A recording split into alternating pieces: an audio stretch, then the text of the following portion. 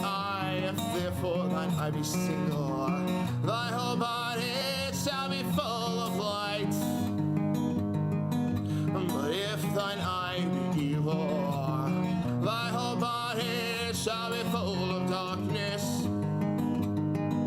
If therefore the light that is in thee be darkness, how great is that darkness? No man can serve two masters, for either he will hate the one and love the other, or he will hold to the one and despise the other. Hello, good morning, welcome to Line by Line Bible Studies. After listening to that, I feel like I want to preach on that right now. The evil eye. So we're in Luke 4, chapter 32, right? Did it even say that? I was busy yesterday. Nope, it said 22, but we're on 32, believe me. I'm going to change that right now. I already did it, but I forgot to change it here. Don't worry, we're not going to do tomorrow again. We're going to do this study. All right, 21. That's where we are. And we're not starting it over just for that. No, we are not. So, so now he's in Capernaum, a larger city of Galilee. I want to say major, but, they're in there a lot. And taught them on the Sabbath days. And we talked about that. And they were astonished at his doctrine. That Jesus actually waited to the Sabbath to teach. You know what I mean? I mean, not that he would never say anything any other time. But people weren't ready to hear it. I said people in their daily lives don't want to have you blasting a megaphone in their face. Jesus, they just, and everyone who tries to preach to people at times they don't want to hear has discovered that it's not very effective. I mean, I suppose they, you might get the 99 sheep effect, where one lot, where Jesus said, if a man has one lost sheep, if a man has 100 sheep and he loses one, he'll abandon the other 99 and go look for the one. Meaning, well, not that he'll abandon them, but he'll go leave them all and hunt down that one, right? And aside from other things we could say about that, I suppose, the idea would be like, well, hey, if I stand there on the street corner with a bullhorn, if it affects just one person, I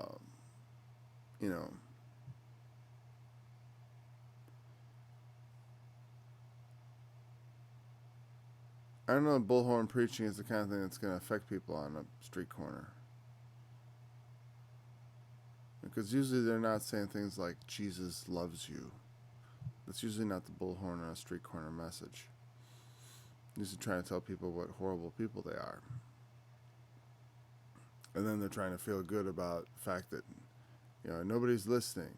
So, damn them all. I don't know. Not that, like I said, it's like 7. It's not that there's only one day appropriate to teach, but that's the day people were looking for it. And it's always more appropriate to teach people when they want to be taught than when they don't. Unless God, at least that's the initial mission that Jesus was given. Even the Apostle Paul, he went to the synagogues. And he also went to places like Mars Hill, though, where they wanted to discuss things like philosophy, new ideas. There's a place in the city where they do nothing but discuss new ideas. And Paul thought, I'll go there, because it'll be welcome there. That's a place where the gospel should be welcome. At least when it was a new idea. Now it's maybe not. Maybe it's way too familiar in our society. People don't see it as a new idea. And that's rightly so. But anyways, there are places where it's appropriate. Or you can create places that are appropriate. Like you can create a study in it and let people know it exists.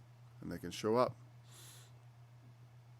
Jesus brought the preaching to the people at first. Later on, people would come to him. And they were astonished at his doctrine, for his word was with power. The way he taught was powerful, not necessarily in his oratory, which could mean that he was a powerful speaker. But there's always been powerful speakers. But it's in the meaning of the things he was saying, I believe, that the power was residing. There's also the miraculous power which he's about to do, but that's not why they were astonished at his doctrine. They were astonished at his doctrine because there was something about the way he was teaching that was more powerful than the way the Pharisees were teaching. And they said he taught as one having authority and not as the scribes. And you know what? I remember my original teacher, Arnold Murray, who I used to watch on TV, and I get a whole section on my website dedicated to why I think he's wrong. But anyways, which people always tell me to take down, which I don't think I will do, because it does too many people too much good. People need to hear sometimes what they need to hear. So I was told, or he gave the impression like, only Jesus spoke boldly, and that's what we should do. We should emulate authority. I should speak with authority all the time. And I wish to God I could speak with authority all the time, because then maybe people would listen to me. But the fact is, there are some things where I will speak authoritatively, and you could probably hear it, right? You can hear sometimes when I almost refer to myself in the third person, but whatever. You can hear sometimes. You'll hear me get worked up, emotional, right? And that is somewhat of an meaning. I'm exhibiting like I got some right to be upset. Maybe, right? Maybe I'm expressing myself in a way that seems like I think I know what's right. I believe that what I'm saying is true in an absolute sense, in an authoritative sense. There are times when I will speak like that. And you can see it's more powerful. I know it. It's like sometimes I choose those passages for like highlights, or maybe I think, maybe I should highlight that passage because I speak with authority. And I may very well be right. I hope I'm right when I do that, because when you do that, you better well be right. You better well be right. There's far too many people running around speaking authoritatively, and I'm trying to come up with a clean analogy for what I think of them. I'm trying to think of like where their head is stuck that they shouldn't have it. I mean, they speak with authority on subjects where they are, wrong, right? Start off that. And I think they're wrong. I could be right. Or they'll speak with authority on things that I know they're wrong. Or speak with authority to enrich themselves. They use that form. Because you gotta understand, like, think about modern preaching, powerful preaching the people have heard. That's kind of new. Like for us, in the Middle Ages, the Catholic priests didn't preach powerfully. They had the authority of the church behind them, so they sort of didn't need to use powerful words. And that's often the way it is. And I suppose they hadn't had a prophet in a while either. So maybe John. But John didn't quite preach like Jesus. He had a clear message of rebuke, and that there was one coming after him that was better than him. So he had that angle on things. That was his. But Jesus is speaking as one who has authority, one who has the power to lay down the law, one who has the power to say what's right and what's wrong in and of himself. It is hazardous to use that kind of speech, to speak as though you have authority, if that isn't true. Also, some people don't like it.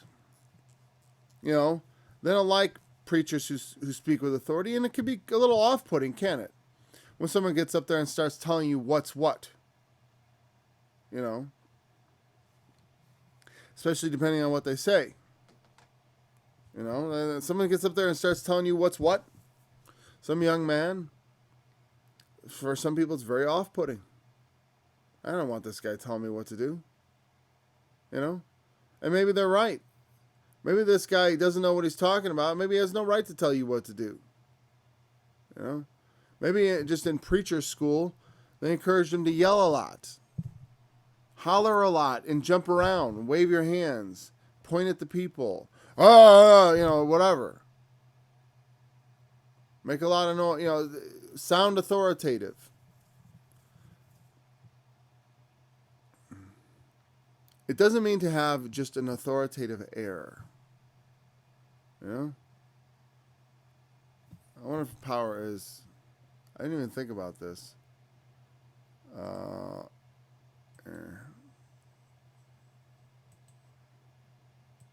Let's see. I love blindly going into this. I mean, I said that ironically or sarcastically. Here we go. Capernaum. And power is exousias. And it means authority. Okay. The word is exousias in Greek. I just clicked on it because you don't get to see the hover window pop up.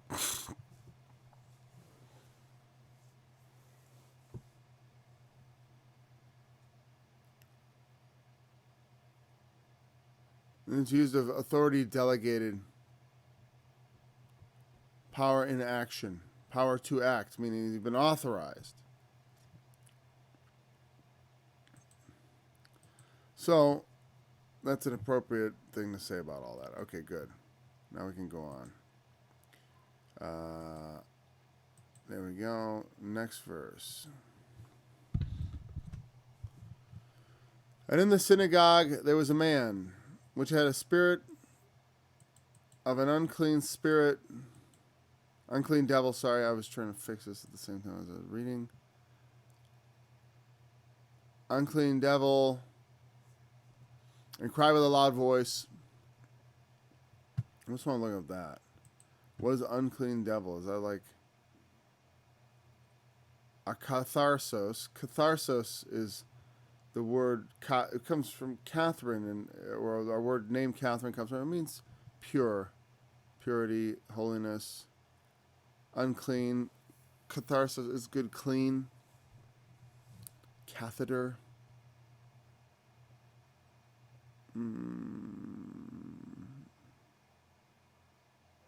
So, spirit, unclean. Pneuma, a cathartos. And devil is what? Yeah, see, there's a couple words translated devil in the New Testament, and it's worth noting. There is diabolos, which is el diablo, from which we get devil. Diablos, and that word means an accuser. A traducer. I never understood what traducer meant, and I didn't look it up. 25 years later, I'm still wondering. Traducer. I guess it's more than accusation. It's the idea of like some sort of... It means like a legal opponent, I guess. Just like Satan means enemy in Hebrew. Alright. So, devil, in this case, is daemonion, which is... We would translate daemonion. Okay. Daemonion. Like demon. And obviously they're going to use... It's a diminutive form of daemon.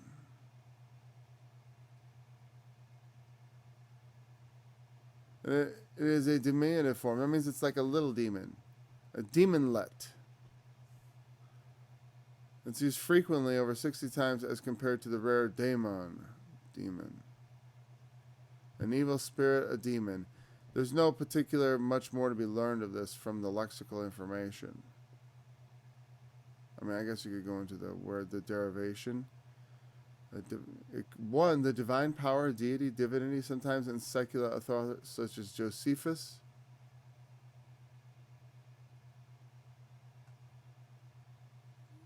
Interesting, huh? Well, you know, like how they use, for the idea of like in some. I'm just talking about linguistically. Like the idea of jinn in a jinn or a genie. We get genie from jinn. It's like a demon, an all-powerful creature. It's got some sort of divine power.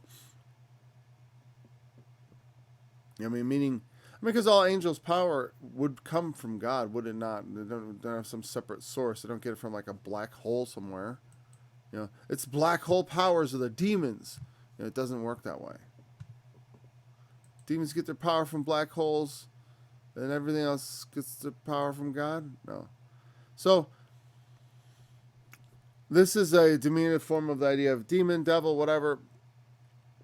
I've never been entirely clear what it represents. You know what I mean? Because sometimes it seems people have, there are certain people in the Bible who are described as having demons, who have things that we presume are epilepsy, because they used to think it had something to do with the moon, so they were lunatic and all that. The way things are reported as people having demons and stuff does not mean it's a diagnostic thing as far as this goes. Like if I said germs were tiny little demons, you know what I mean? Would that really, it would be wrong in your imagination. Why? Because you think a demon is a little horned beast creature, maybe muscular or maybe tiny, a little devil. Maybe they translate devil because the idea of like, I've seen in pop culture references, a devil, when you talk about a demon and you say a devil, people usually think of a little skinny demon. In fact, there was a old Jim Henson television show called The Storyteller, and the soldier I think the first episode of the series, tricks these devils into a sack, and they're all these tiny little devils. They're little red men, with little horns, and they're quite hilarious and funny in the thing. And so, a devil has the connotation of a little demon. If you're talking about a demon as a devil, we even say, you little devil. All right. But that's our popular imagination. Like, nowhere in the Bible is any kind of demon ever described except as something unseen, like a spirit. Like an evil spirit. That's why it's also called an evil spirit in the thing. The definition is an evil spirit, a demon. That we embody the demon as a red-skinned monster. But that's our own imagination. The Bible never describes any demon in any form at all. They never have form. Ever. They're also never equated with fallen angels, like the fallen angels are demons. Though there is a breadcrumb trail you can kind of follow to get to that logically using scripture. Because, of course, he made angels spirits ministering to those that should be heirs of salvation.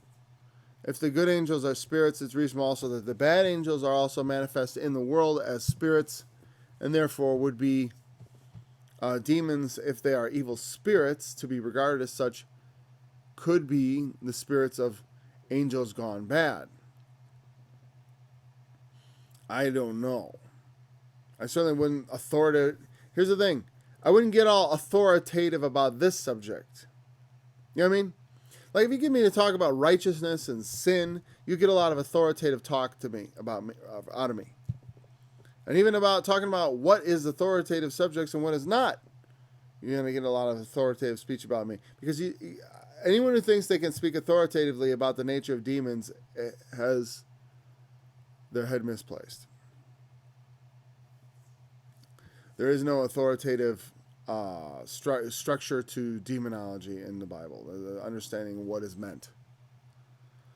It could very well just be what people called these conditions. Meaning, the Bible, people will say, well, God wrote the Bible, right? No, God inspired the Bible. Very different thing. Very different thing. God did not use occult automatic writing to write the Bible. I remember a friend of mine I didn't realize people thought this. When I grew up, I never imagined that the Bible was anything except written by men who knew what they were talking about, who God inspired. And that's the way I look at it now. The people, because I've encountered God, and if I encountered God as much as I did, then it stands to reason other people encountered him even more and knew a whole lot more about God than I do. And I find that I believe the things written in the scripture about God, because I think they're more believable than the things I hear men talking about God.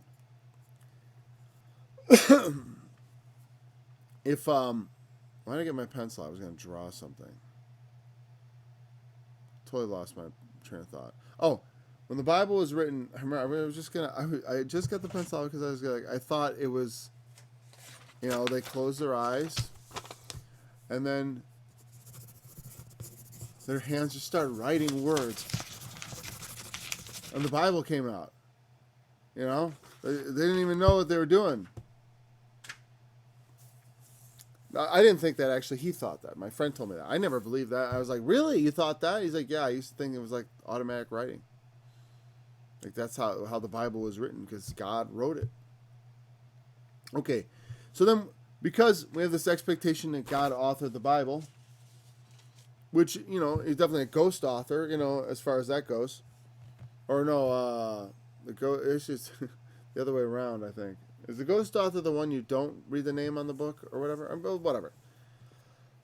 I'm not saying God had nothing to do with it. I believe God inspired the Bible with his Holy Spirit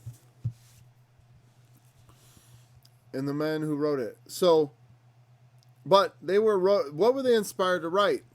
Did God say every detail of them? It's like, some people would say, well, God should have been like this. Psst, Luke, I know you're a first century doctor. When you write about demons, you should classify it as a psychological phenomenon, or or blah, blah, blah, blah, blah. You should classify it as a germ, not as a demon, or as a mental illness. But that's not how people classified those things. The idea, they didn't have the concept of mental illness. Jesus never heals one mentally ill person. Not one. Or did he? You know what I mean? Mental illness is a big problem. A lot of people have it. A lot of people have mental illness. And in the sense, if you consider the thoughts of the mind to be a spiritual realm, the idea that mental illness is caused by an evil spirit is not too far off the mark. As far as that's what people may have called it. If that's what people call it, what I'm saying is, if people call demon possession, if they call mental illness demon possession, then it's going to get written down in the Bible that Jesus cast out a demon when he heals mental illness, because they don't have another way to express what he did. You know what I mean? Like, linguistically, no one would understand what was written. It would be like, oh, he wrote that for the 21st century.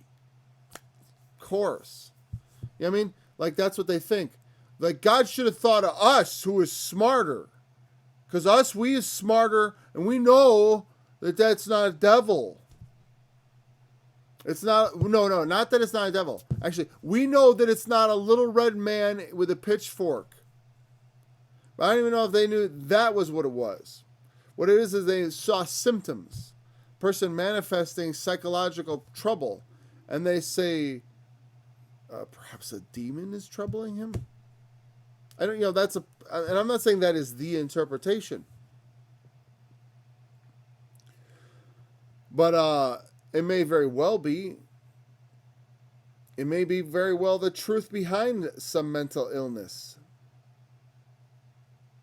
You know what I mean? I don't know. I'm not an expert on either the human side of it or the divine or the reality. I'm just saying, if I call germs little tiny demons, would I be wrong? Like, meaning, if we just, what I'm saying is, if it's a question of labeling, then it's silly to be critical of this, because that is how they labeled these conditions. Whatever the condition was, that's how it was labeled.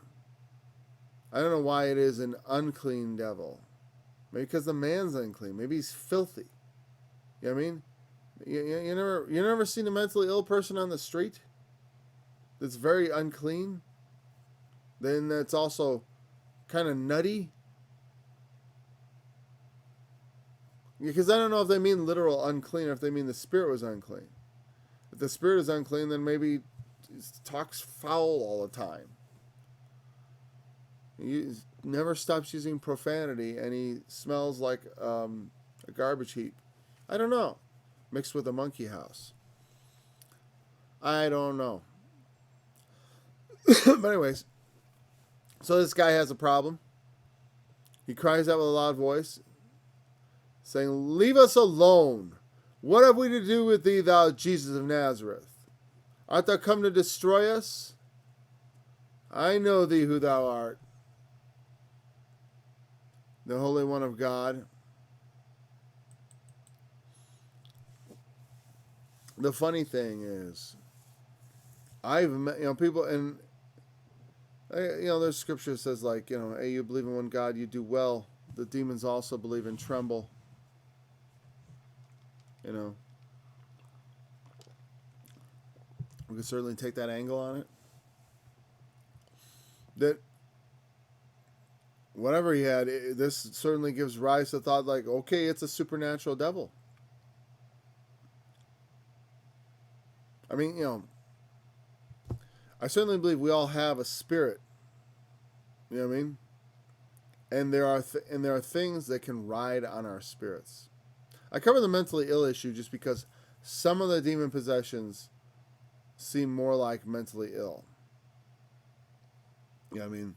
Like when the guy's having seizures and stuff, or as far as like, actually that's not mental illness, that's epilepsy. Some think that, or they have some. There's some.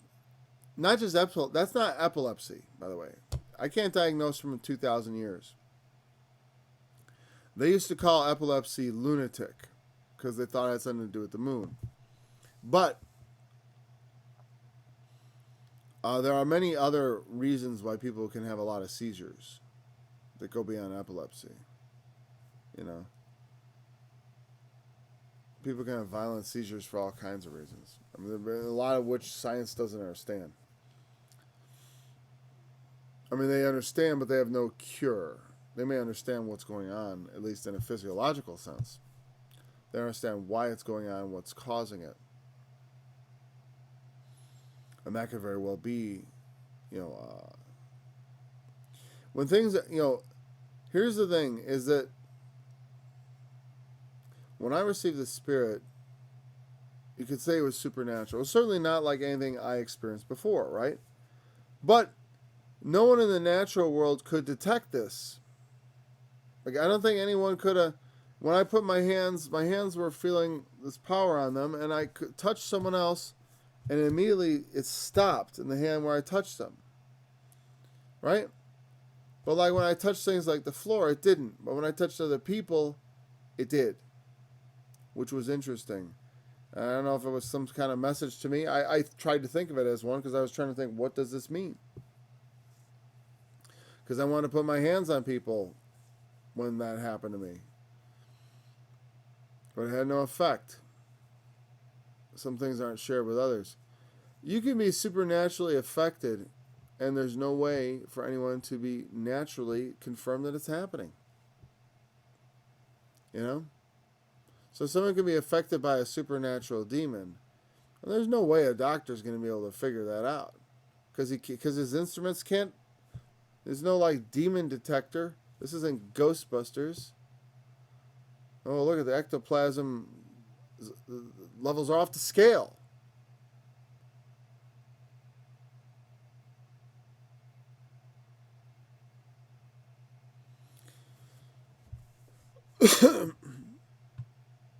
So the devil. Now the first part of it makes me think of like some crazy homeless person. Leave me alone. I don't want to be.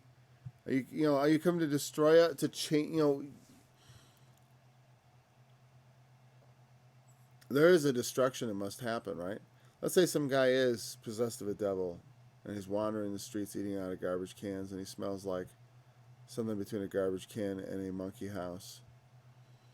And he is mean and nasty, and he's been like that, since they, and he likes being like that. He lives like that's his life, or he hates being like that, and he loves it. You know what I mean? In order to change that person's life, you have to destroy it. Like to get the person to clean up their act. I just say clean because I don't know what is meant by unclean. If the spirit is unclean, if the inside is unclean, then the outside is going to be unclean also. It's going to express itself in an unclean way. You take someone out of that situation. To get them out of that situation, you have to take them out of the situation. And in a sense, destroy their life as it was. And this is with a lot of things. When we want to change our lives, we end up leaving a past behind that is characteristically different. And that so our lives, when they're changed, we who have hope and who desire to change, it's something we look forward to. But, from some perspectives, you could think about it, it's not like of a necessity so. It's not like, oh, of course, everyone looks forward to changing. Everyone looks forward to being different. Everyone looks forward to saying goodbye to their old life. I forgot who said it. Probably some 19th century guy. He said, the slave clings to his chains and he must have them struck from him. So people in really awful places in life often, at least superficially, don't want to change. Or they do things that maintain the status quo, even though maybe deep down they want to change. Or maybe they say they want to change, but they still do the same things over and over again. Because the powers that control us, I don't like to blame all sin on evil spirits. We certainly do plenty on our own. But, my spirit itself, my spirit may have something evil riding with it. That, like when Jesus talked about in like Matthew 6 that the music was playing. No man can serve two masters, for either he will hate the one and love the other, or he will hold to the one and despise the other. The idea of two masters, you have God could be your master. On one hand, you're trying to serve God, or you're trying to serve, as Jesus said, mammon. I thought mammon was like some false god of money, right? But like the false gods of the heathen are devils. So in a sense, the things we serve, you can think of them as evil spirits sometimes, or as other gods.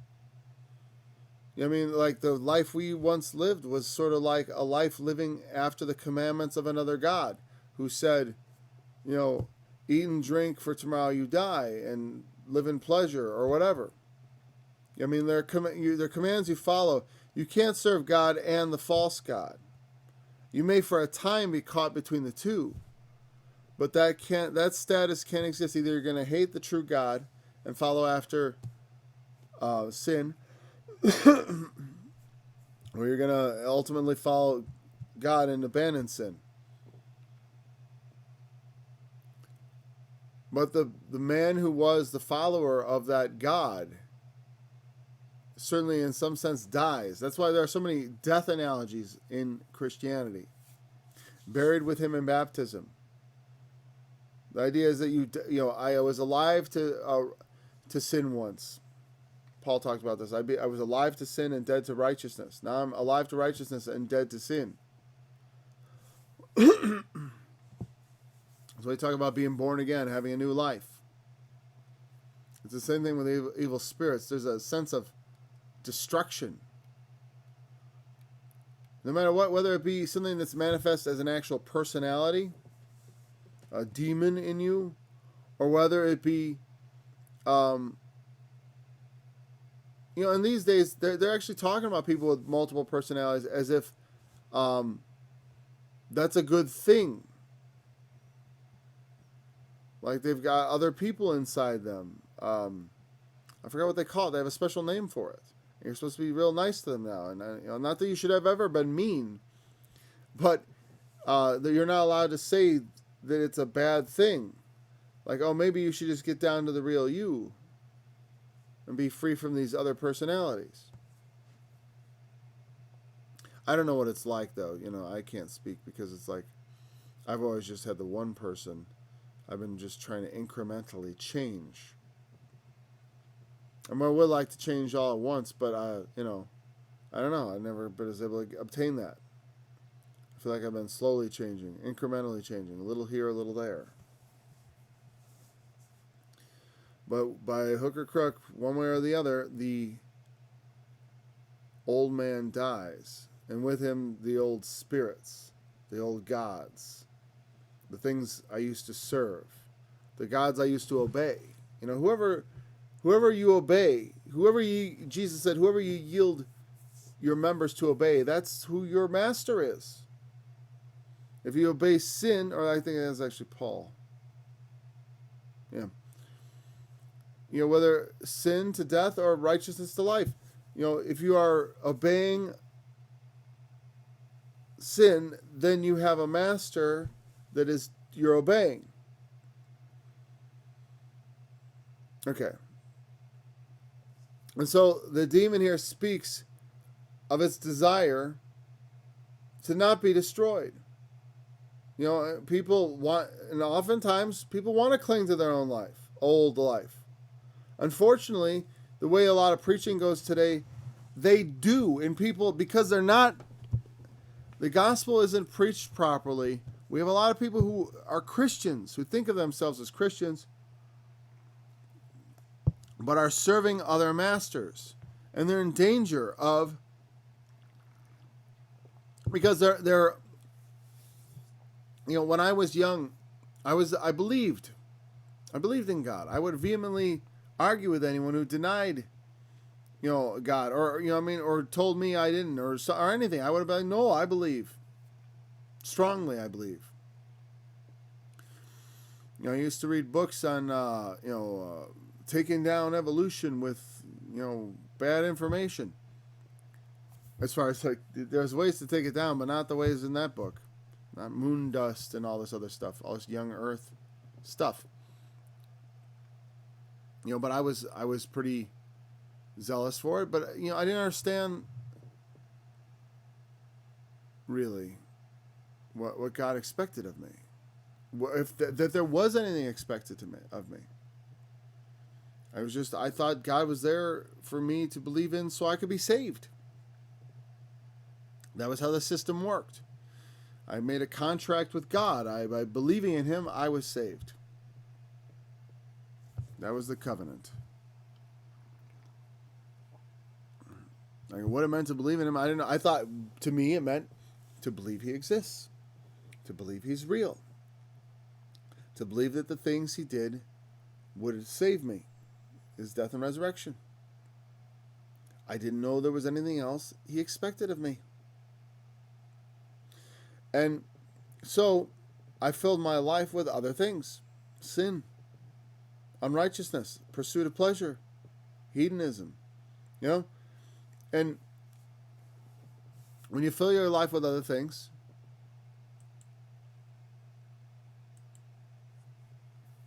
you're serving another master. And so it draws you away from God. And as my life began, because it was young as this, because by the time I'm 19, I'm already, I come close enough to overdosing to realize I didn't want to die. And I turned my life over to God in all seriousness. I was like, I'm going to serve God instead of, but even then I didn't really know what that meant. But anyways, I served God. I served sin. And for a while, there was no urge in me to change. And I knew people for whom the thought that they would have to change their life turned them away from God. I don't want to change my life. I like to sin. I want my unrighteousness. I want to go forward and live a life of fornication, live a life of drunkenness. I want to abuse drugs. I want to try it all. That's the life I want to lead. I never want to, clean up my act. They'll come to destroy us because the unclean demon can't remain if God heals this man. He can't stay. The unclean spirit of this man that's in him, the demon, whatever, however you characterize it, whatever it actually is. One thing, it was not a little red man. Maybe a spirit of some sort. Maybe some kind of mental illness. Maybe the two things are one and the same. I don't know. But the spiritual bondage that he's under, when it's released, part of him dies. Part of what's making him who he is now. It may it's not an essential part of us. Like sin is not an essential feature of what it means to be me. It's not an essential feature. Unrighteousness, uncleanness. It's not an essential feature of what does it take to make me me? What does it take to make me a person? A self-aware individual, what does it take? Sin is not an essential component of that. So I can afford to lose it. But sin speaks on its own behalf. Unrighteousness, uncleanness, a spirit of uncleanness, of an unclean devil, speaks on its own behalf. Aren't you come to destroy us? We know who you are. We know what you represent.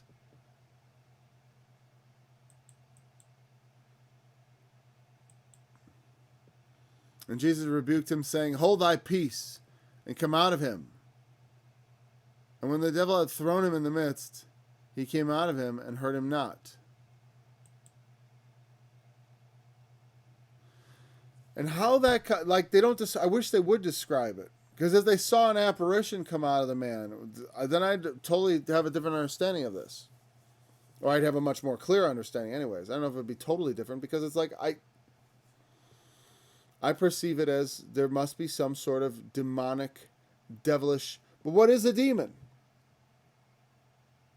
Seriously, it's a fallen angel, you're going to tell me. Says who? Where? You know what I mean?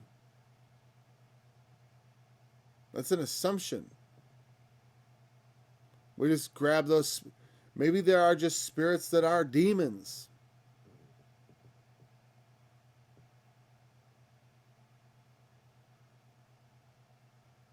There are all kinds of evil ideas running around the world. The idea that you have to personify them as they can become personified. Some ideas are powerful, and they take on a persona of their own. And I think that it's perhaps around Jesus that this really happens. How they saw the demon come out, I don't know. He was thrown down. Imagine people all backing away, and then the demon comes out, and the man is normal. And hurt him not. Hurt who? Jesus or the man? I'm not sure. Maybe that's what happens, is the demon attacks, not the guy. Maybe it's Jesus who he hurt not. because the man was behaving maybe aggressively towards him. I know who you are. Da da da da da da da da. How dare you speak authoritatively up there? You know. Why was he coming forth? Jesus was speaking with authority, and he cries out. Talking. What is Jesus talking about? Maybe he's preaching the stuff he normally does. Even your thoughts. Every idle thought shall men give account in the day of judgment. Right?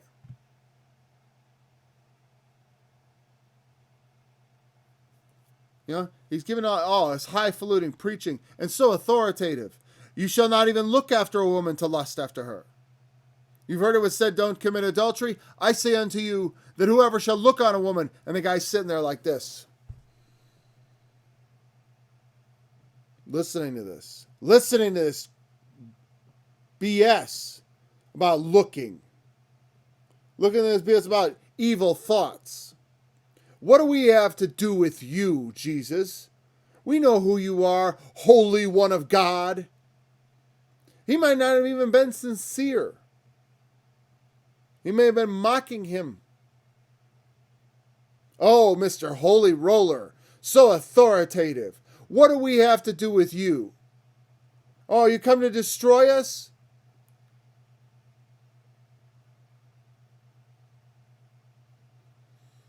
I don't know. How do we read that? Was he threatening? Hold your peace. Shut up. And come out of him.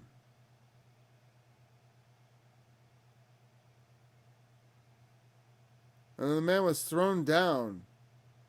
He came out of him and hurt him not. I'm going to assume we got to do consistency of pronouns there. The devil came out of the man, and the devil hurt the man not. Okay? Even so, I liked my characterization of the guy. It's kind of like, what's his unclean spirit? I like to sin. That's his unclean spirit. I like it.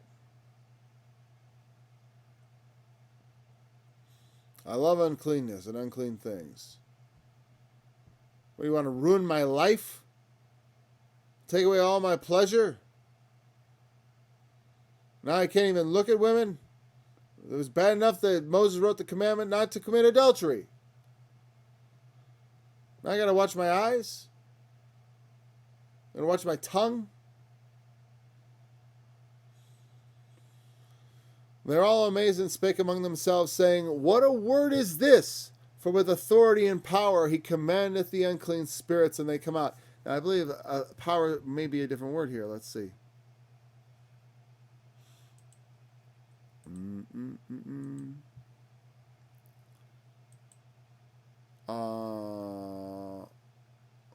Authority. Exousias again. Power. Dunamis. Yeah. From which we get things like dynamite and dynamic. Dunamis. So the word power, and I'm not, there are several words for power in Greek, obviously, like we have in English. There's dunamis, kratos, and exousias. Exousias being authority. Dunamis being like dynamite, dynamic power, miraculous power, might, strength, force. You can use a physical force like power. So, and I often think dunamis is other translated strength, or might be better translated strength, and kratos, power. But depending on the way you're hearing that in English, because it depends on how we hear things, how they ought to be translated. The King James people, remember, they lived over 400 years ago. The first translators of the King James. So there is some. The funny thing is, a lot of people think what we're reading now is a 1611 version. Not so. I have a 1611 King James that's up there on the shelf, and maybe I'll bring it down sometime, but you won't be able to read it because the S's are written like F's sometimes for some reason, and it's just the whole thing is like almost like Chaucer or something. It's hard to read. What we are reading is a revision of the King James made later. And most of the things people don't like about the King James is, we're translating an ancient text. And modern language is so different it's probably best to stick with the King James. I do prefer it over all the other translations, despite all the errors. The general reading of it, it really works. And etc. Okay. Power and authority. Authority being, as we talked about, authority, that which is delegated. It's like he has authority to preach, but he also has power, which is important. It's one thing to talk about people turning their lives around and going from sin, but also they have the power to do something about it. I'm very much into power. You know, I encourage everyone to seek the Holy Ghost and expect him to come with power and not be satisfied until he does. I want to know that I've received the Spirit, and I want the Spirit to come with power. Power to change my life, and power I can experience. Something, I want God to take control. Like he did on Pentecost Day, they spake with tongues and prophesied. I need to have power over sin. I need to have power over my body. I need to have power and know that God is with me. I'm going to be less effectual a servant if I don't have something to hang on to in that regard. That's what I was before, less effectual. More full of doubts. I still have doubts. I don't doubt God as much, but I doubt circumstances and what I'm supposed to do and stuff like that. It's better. Makes more sense. Like, I don't know what I should do. I should do this or I should do that. I'll pray about it, and then I can maybe find some comfort in that. I don't want doubts like, maybe there's nothing, I don't know. That's not a good doubt. But I can tell you that in spite of doubt, God with power can come and change your life. But you have to ask. You have enough faith to at least open your mouth and ask. You know? You have to be humble enough to at least ask God. And then to try again. In spite of the fact that, he's not, I see my kid trying to, my wife is often very busy. And sometimes, because there's so many people, we homeschool our kids, everyone's here, I'm here, everyone's always making demands of her. Hey, mom, listen, right? And sometimes it's like she's busy and she's got she doesn't hear. You have to kind of make sure she hears. God's like that too. But not that God's like that. No. We need to be like the kid, the little kid, who keeps going, Mom. Listen. Are you watching? Listen. You have to. Sometimes God, just in one request, will just come and give you what you're asking for. That happens. But often it doesn't. And like I said, I don't know if it would have made a difference, but I feel like it would have if I had prayed more often. Maybe it would have happened sooner. I don't know. Everything's good in its time. But I could have prayed more. And when I finally received what I was looking for, it made all the waiting worth it. At that point, I didn't care. Well, and also, it gave me the understanding, if I prayed for this Holy Spirit from the time I'm 15 and don't receive it till I'm 31, even though I'm not praying as intensely as maybe I feel like I ought to for such an important thing, I kind of was way too easy to go away disappointed. It was too easy for me to go, I guess not. Or maybe it happened because I wasn't sure. When I finally received the Spirit, I was sure I needed something. But that's not what made it happen. What made it happen was God, the person, deciding it was time. There's no, it's not like when you ever put a key in a lock, but you can't get it in right. You don't have it in right, and you gotta jiggle it and fiddle with it until you get it in right. God isn't like that. You have to I gotta tweak it if I just believe a little harder. If I just do something, I'll stand up, put my hands in the air. I'll do something to jiggle that key, get it in the door. It's not how it works. Definitely not.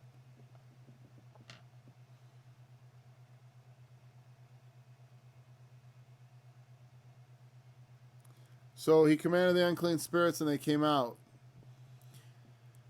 And that's what they were. What a word is this? For with power and authority he commandeth the unclean spirits, and they come out. And the fame of him went out into every place in the country round about. So the things were starting to move.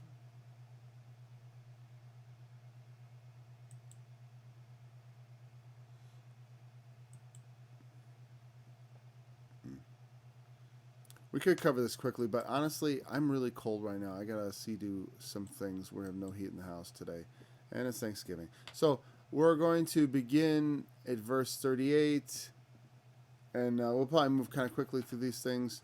And we'll begin at verse 38. Actually, I don't know how fast we're going to move through anything, because I don't even read ahead, which is fun. I like sort of blindly stumbling through the scriptures. Maybe it's not so fun for you. You're like looking ahead and thinking like, why doesn't he get moving? I don't know. Anyways, I'm enjoying it, and hopefully it's edifying. My main thing is that I do this every day. Anyways, thanks for joining me in this study. We're ending a few minutes early, but that's all right.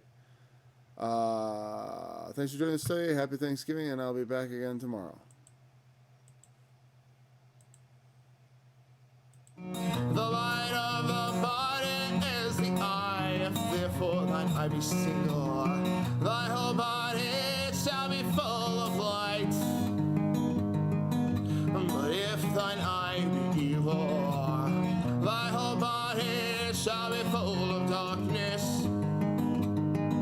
If therefore the light that is in thee be darkness, how great is that darkness?